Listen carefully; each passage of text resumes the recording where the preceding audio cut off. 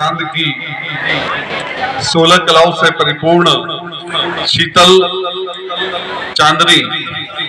जो कि हमारे शरद पूर्णिमा का एक उत्सव के रूप में हम मनाते हैं, उसकी पूर्व संध्या पर आयोजित इस अजमेर जयंती महोत्सव कार्यक्रम में आज के इस कार्यक्रम को विशिष्टता प्रदान करते हुए जो अतिथिगण हमारे बीच उपस्थित है, सम्माननीय राकेश जी, हमारे मैथिली सभा के पूर्व अध्यक्ष आदरणीय चित्रपति साहब, सम्माननीय हमारे सभी सभा के पदाधिकारीगण, हमारे पूर्व सेना चुनाव डॉक्टर के सोनी साहब और उपस्थित सभी समाज लोग, सबसे पहले मैं आप सबको बहुत बहुत बधाई प्रेषित करता हूँ इस अजमेर जयंती महोत्सव की। और जब इस कार्यक्रम के प्रारंभ में मुझे मंच पर हमारे इस कार्यक्रम के संचालन कर रहे आदरणीय राजेंद्र जी साहब ने जब मुझे बुलाया, तो मुझे थोड़ा सा एक अजीब सा लगा कि समाज के कार्यकर्ता के रूप में मैंने वर्षों तक खूब काम किया और आज जब मुख्य अतिथि के पद पर आप समाज ने मुझे बनाया, तो निश्चित रूप से समाज की हमारी विशिष्टता है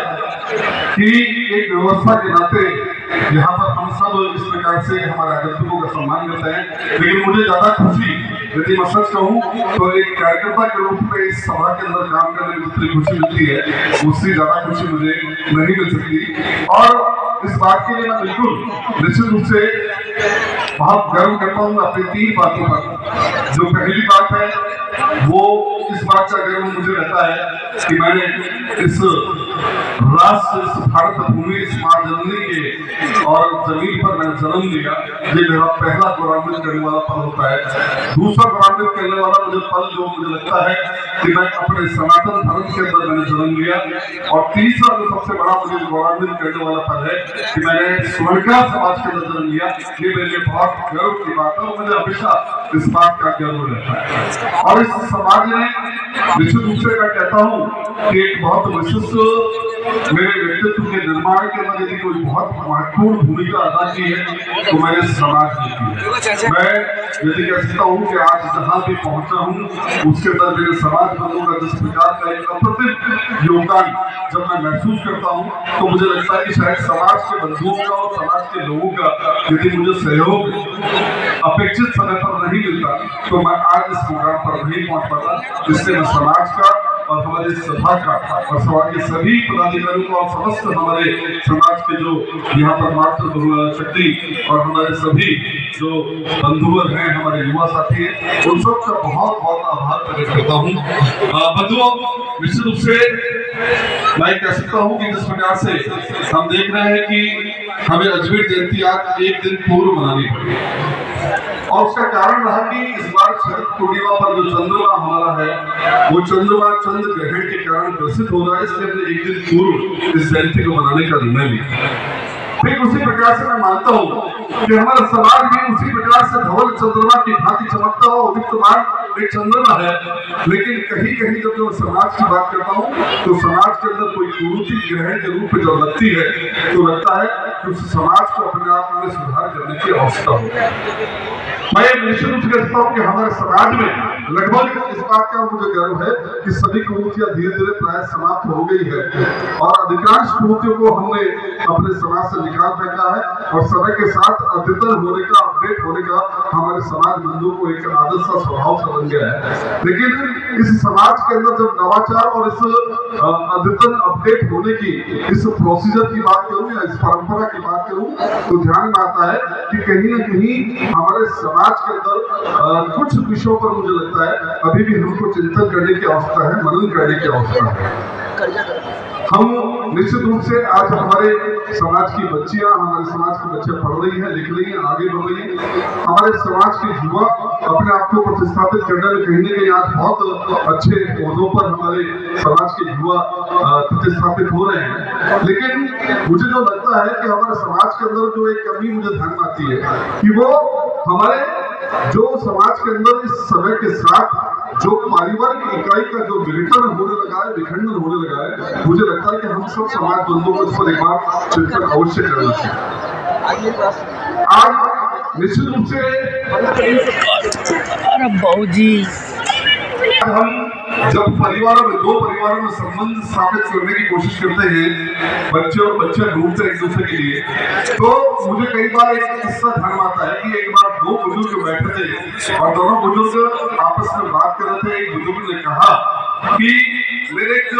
पोती है, उस पोती का विवाह मुझे करना है, लेकिन मेरी अपेक्षा ये है, मेरी इच्छा ये है कि मुझे ऐसा परिवार मिले जिसके अंदर जो लड़का हो बहुत सुशिक्षित हो, संस्कारवान हो और कम से कम 1.5-2 लाख रुपए महीने कमाता हो, और सबसे बड़ी बात है कि उसके परिवार में और कोई सदस्य नहीं हो, उसकी कोई बहन नहीं हो, उसके कोई भाई नहीं हो, उसके माँ बाप नहीं। ये इच्छा उसने अपेक्षा की जानी थी। पर दूसरे व्यक्ति जो बुजुर्ग था उसने उसको बताया निश्चित रूप से मेरे नजर में एक ऐसा लड़का है जिसके न माँ है, न बाप है, न भाई है, न बहन है, और आप 1.5 लाख की बात कर रहे हो, वो 3 लाख रुपए महीना कमाता है। और आप कहो तो उस लड़के से आपकी बच्ची की बात चलाऊं, आपकी पोती की बात चलाऊं, लेकिन उस लड़के की भी एक शर्त है, उसकी भी एक शर्त है कि जिस लड़की से मैं विवाह कर रहा हूं उसके घर में भी कोई परिवार का सदस्य नहीं होना चाहिए। यानी आपको अगर उस बच्चे से संबंध करना है तो आप सबको आत्महत्या करनी पड़ेगी। तो उस व्यक्ति ने कहा कि ऐसा कैसे संभव है?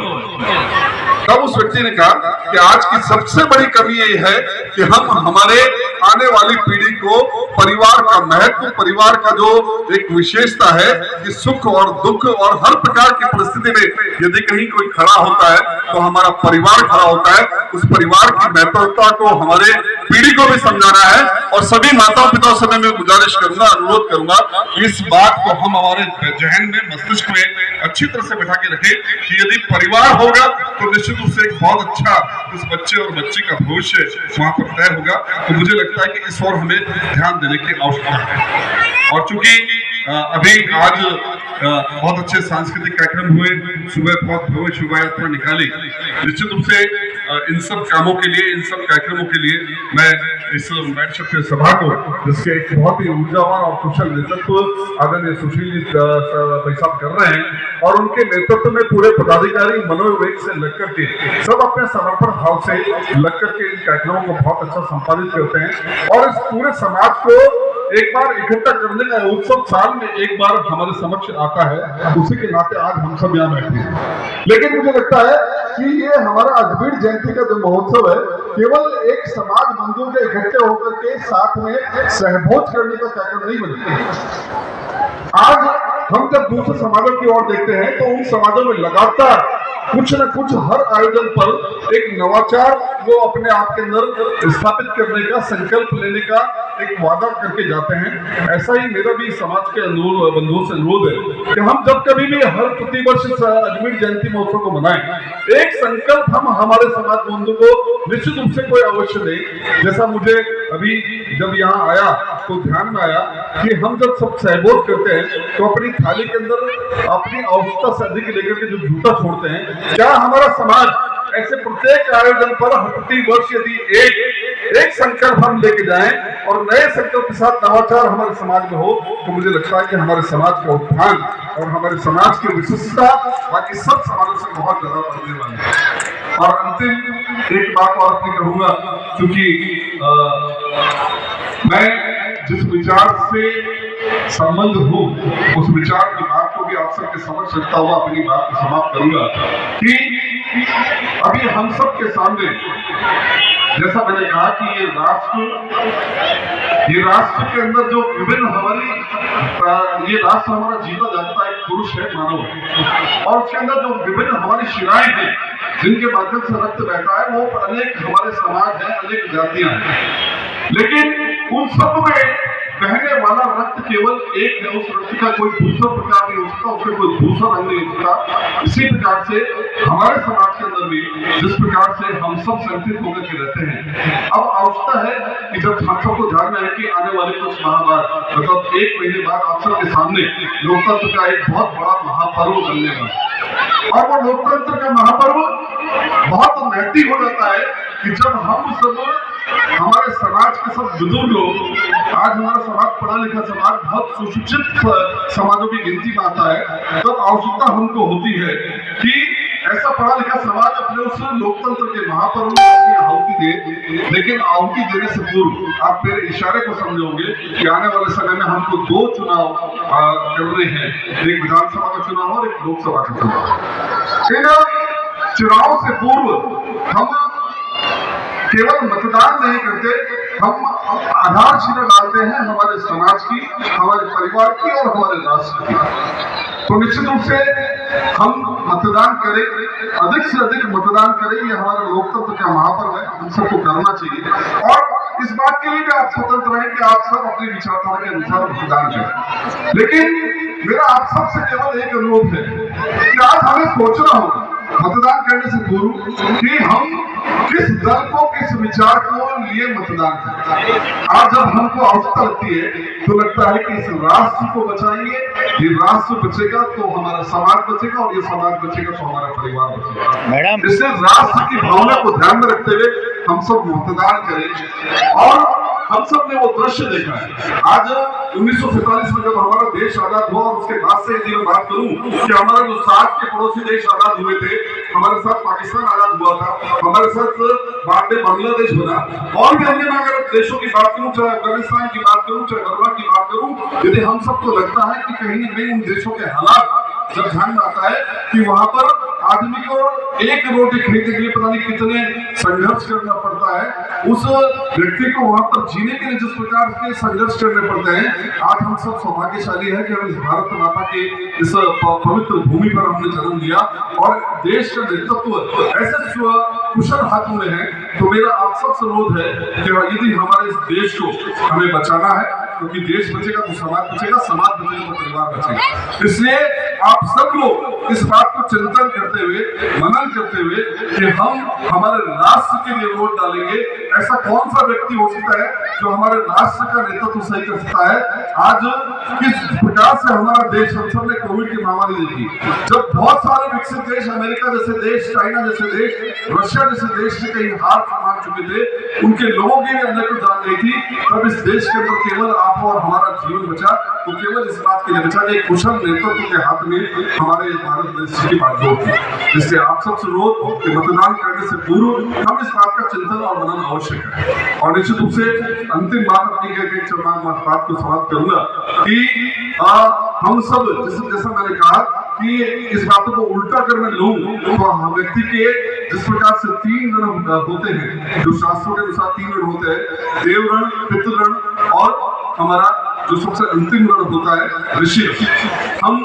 देवगण को भी निश्चित रूप से हम सब अपने जीवन के अंदर कहीं न कहीं उपकार मानते हुए दिखाते हैं। हम चाहे आज हवा ले रहे हैं, चाहे हम सूर्य का प्रकाश ले रहे हैं, चाहे हम इस जल का उपयोग कर रहे हैं, ये सब हमारे देवता के रूप में प्रतीक है, और हम लोग इसके प्रति उनकी पूजा करके और ऋण भी चुकाने का काम करते हैं। मातृ पितृगण के रूप में हम निश्चित रूप से अपने पुरखों का, अपने पूर्वजों का जिस प्रकार से स्मरण करते हैं, उनका वंदन करते हैं, अभिनंदन करते हैं, उनका भी ऋण हम चुकाते हैं। और ऋषिगण जिन्होंने हमको इस देश की दशा और दिशा दी, उनके भी ऋण को हम चुकाते हैं। लेकिन सबसे बड़ा जो होता है वो ऋण होता है समाज का ऋण